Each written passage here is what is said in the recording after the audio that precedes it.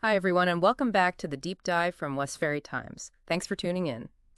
Today, we're really getting into a major London topic, Mayor Sadiq Khan's idea about maybe, just maybe, building on some parts of the Greenbelt. We've looked through quite a bit of material, articles, reports, trying to pull out the key stuff for you. And the big question we're wrestling with is this. Is this a step we have to take for housing, or is it, a real threat to London's environment and maybe even its character? It's definitely a debate that touches a lot of nerves. And what's really interesting, I think, is how it forces us to look again at these planning ideas we've held on to for decades, especially with the pressures cities face today. Exactly. And to help us unpack all of this, we're really pleased to have Professor Daniel Hargreaves with us. He's an expert in urban planning at the University of Westminster. Professor, thanks for joining us. Glad to be here. It's definitely a conversation that needs happening. Okay, so let's start right at the beginning. For anyone listening who isn't quite sure, what exactly is London's Green Belt? Why is it so important? Right. Well, think of the Green Belt as basically a big policy tool, a planning designation. It's this large area of land wrapped around London, set up formally back in the middle of the 20th century. Its main job was really to stop the city just sprawling outwards uncontrollably. Okay, like a containment ring? Pretty much. Yeah. Geographically, it doesn't just circle London itself. It pushes out into the surrounding counties, places like Hertfordshire, Surrey, Kent. So it's not just about having nice green fields around the city. It has specific goals. Absolutely. The core aims are keeping land open, stopping towns sort of melting into one another to form this continuous urban mass, and crucially, protecting the natural environment around the city. It Yeah. provides really valuable green space for people, too, for recreation, and it shapes the whole feel of the region. And the reputation is that it's incredibly hard to get permission to build anything on it, right? That's generally true, yes. The planning rules have a very strong presumption against building on the greenbelt. A local council has to prove there are really exceptional circumstances, even to get a proposal looked at seriously. That sounds quite strict. It is. Hmm. But it's also important to remember it's not all pristine nature reserve. Some of it is farmland, some golf courses, even bits of private land fall within the designation. The key thing is the planning restriction on development. Right, okay, that distinction's helpful. So let's turn to Mayor Khan's actual proposal. What specifically is he suggesting when he talks about reviewing Greenbelt land? Well, the proposal isn't about opening up the whole greenbelt. It's more focused. He's suggesting a review of certain specific parts, the idea being they might be less sensitive environmentally to see if they could be suitable for housing. And what sorts of areas are we actually talking about here? Not prime countryside, presumably. No, the focus is meant to be on land that's maybe already a bit degraded or doesn't have huge ecological value. The examples you hear mentioned are things like, say, old disused car parks, maybe derelict industrial sites that just happen to be inside the greenbelt boundary now, or perhaps patches of scrubland near stations or transport hubs. Okay, so targeting specific types of land. Exactly.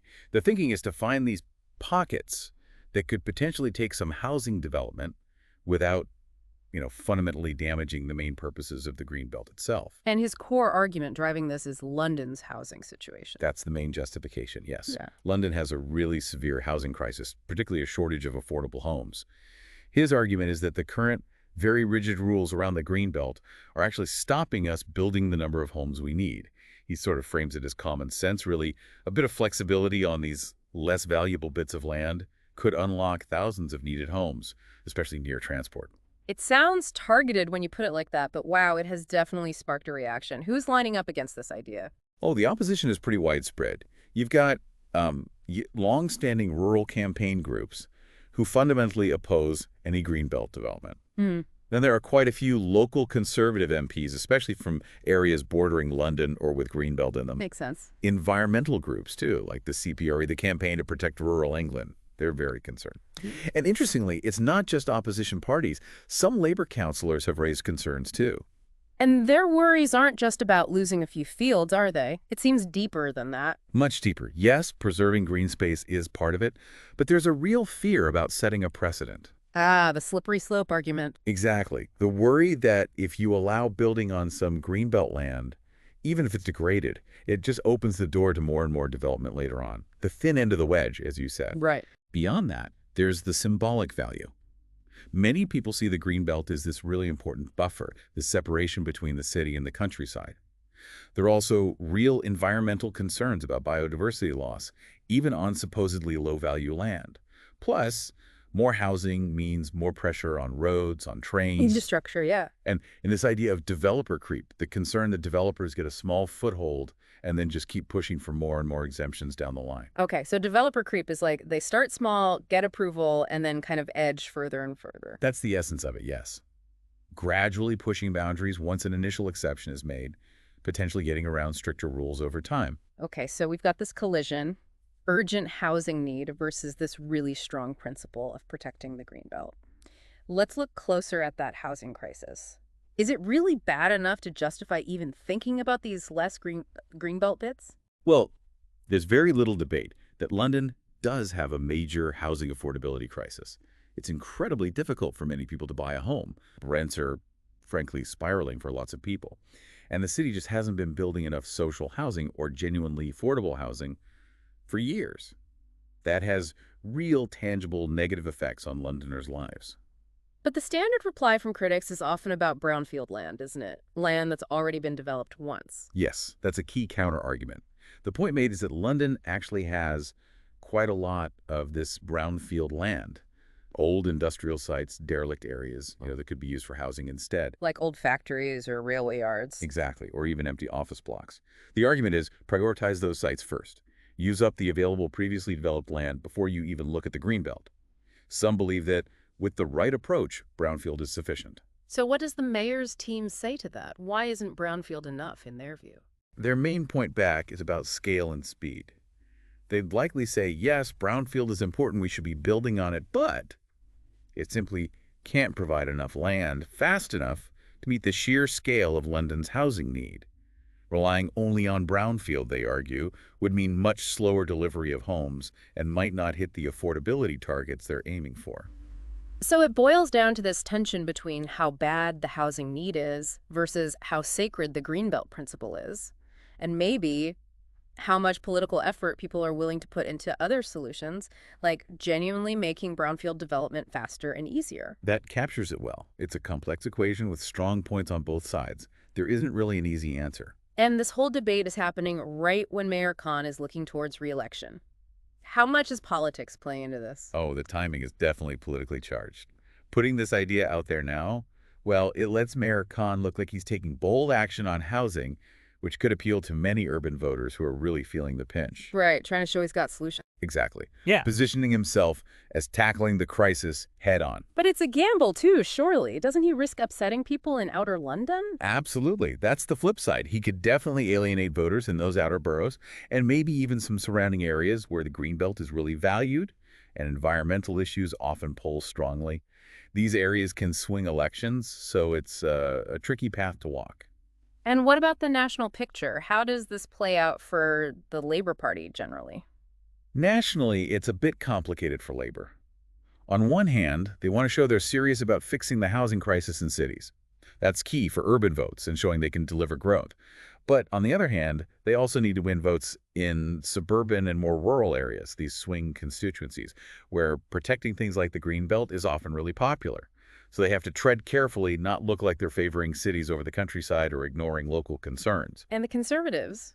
Their public stance seems pretty clear: defend the Greenbelt. Largely, yes. Publicly, the Conservatives, especially MPs in the home counties around London, tend to position themselves as the main defenders of the Greenbelt. That plays well with their core voters there. But, behind the scenes, there's probably a quiet acknowledgement that some kind of planning reform might be needed eventually. They just might prefer not to be the ones proposing potentially unpopular changes right now, given the politics involved. It's fascinating how local planning can ripple out like that. Okay, let's zoom out a bit. How do other big global cities handle this kind of pressure? Land scarcity, housing demand, they must face similar issues. That's a great question. Yes, other cities offer interesting comparisons. Places like Amsterdam, Singapore, or Vancouver, they've all faced intense land pressure, and often they've gone for different approaches. Densification is a big one, building up more rather than out, encouraging taller buildings in the right places, making better use of the existing city footprint. So less sprawl, more height. In many cases, yes. Also, repurposing old spaces. Amsterdam, for instance, has been quite active in turning former office buildings into apartments. Singapore's maybe the classic example of really embracing vertical living in high-rises. Vancouver has focused a lot on building densely around transit hubs. Which sounds maybe a bit different from London's historical approach, with the green belt encouraging outward limits. I think that's fair to say. London has densified in parts, certainly, but maybe the strong green belt policy has influenced how much it's relied on horizontal expansion versus these other models compared to some global peers. London's situation is quite unique, this clash between a very established land policy and very modern population pressures. So, could London learn something here? Be a bit more, I don't know, agile with its planning rules, like some people suggest? Potentially, yes. Other cities have perhaps shown more flexibility in adapting their regulations over time. That might mean things like reviewing height limits in specific well-connected areas, making it easier to convert underused commercial properties to housing, or maybe adopting more flexible zoning rules that allow for a better mix of homes, jobs, and services in the same place. So, bringing it all back home to Mayor Khan's proposal about nibbling at the edges of the greenbelt, from your perspective as an expert, where do you stand on that specific idea? Look, I think a really highly selective, almost surgical approach might be justifiable under certain strict conditions, but it would need an incredibly rigorous, transparent process. You'd have to focus only on those bits of greenbelt that are genuinely low value ecologically, already near good infrastructure, and where building would have minimal environmental harm. And lots of checks and balances. Absolutely. Proper, independent environmental assessments are non-negotiable, and genuine consultation with local communities is vital. What I would strongly caution against is any kind of broad brush opening up of the greenbelt. That could absolutely lead to irreversible damage and undermine its core purpose. It needs extreme care. Professor, this has been incredibly helpful, really laying out the different angles of this complex, crucial debate for London. Thanks so much for sharing your time and expertise with us on the deep dive. It was my pleasure. It's an important conversation. So, as we wrap up today's deep dive, we land back where we started. How likely is this Greenbelt proposal from the mayor to actually happen? It feels like the answer really depends on a few things, doesn't it? How it's sold, is it seen as a careful fix for a crisis or just politics or developer pressure? How loud is the opposition? And ultimately, it seems to come down to balancing the messaging, the integrity of the planning system, and just raw political determination. Indeed. And it leaves a big question for you, listening at home, to think about. Facing the housing pressures we have now in the 21st century, can a city like London really meet its needs without seriously rethinking some of these long-held ideas about land use, even if it's uncomfortable? That is definitely something to mull over. Professor, thank you once again, and thanks to all of you for joining us. If you found this useful, please do like, share, and subscribe to Westferry Times. It helps us keep doing these deep dives. We'll see you next